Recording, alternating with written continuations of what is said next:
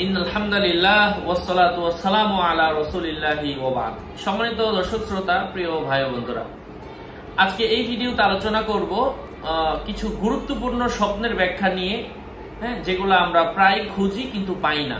এমনই কিছু গুরুত্বপূর্ণ ব্যাখ্যা নিয়ে আলোচনা করব। আলোচনা বুঝতে শেষ পর্যন্ত শুনতে হবে। যারা এখনো চ্যানেলটি সাবস্ক্রাইব করেননি, ভেরিফাই চ্যানেলের ডিসক্রিপশন বক্সে ক্লিক করলেই পেজ এবং আইডি আসবে। এটা ছাড়া অন্য কোনো পেজ নেই, আইডি নেই, ইমো নেই, হোয়াটসঅ্যাপ নেই, সাবধান।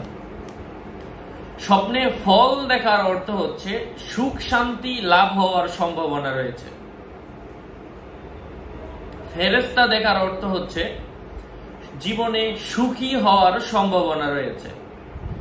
স্বপ্নে কোনো মানুষ যদি হযরতে আজরাইল আলাইহিস সালাতু ওয়াস সালামকে দেখে, তার নিজের মৃত্যু নিকটবর্তী। কারণ আল্লাহ সুবহানাহু ওয়া তাআলা স্বপ্নে জানান দিয়ে দেন, আপনার মনেই জানান দিবে যে আপনি কবে মারা যেতে পারেন।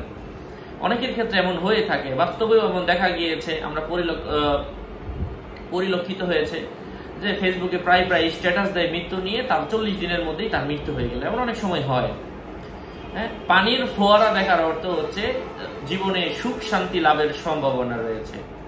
ফলহীন বাগান দেখা দুঃখ কষ্টে পড়ার সম্ভাবনা রয়েছে।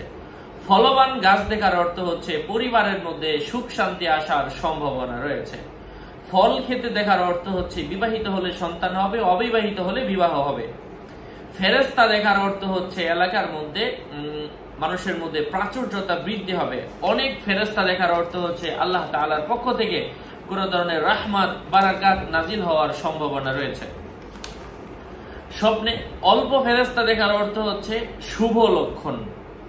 স্বপ্নে ফল যুক্ত গাছ, ফল সহ গাছ দেখার অর্থ হচ্ছে তার জীবনে উন্নতি হওয়ার সম্ভাবনা রয়েছে।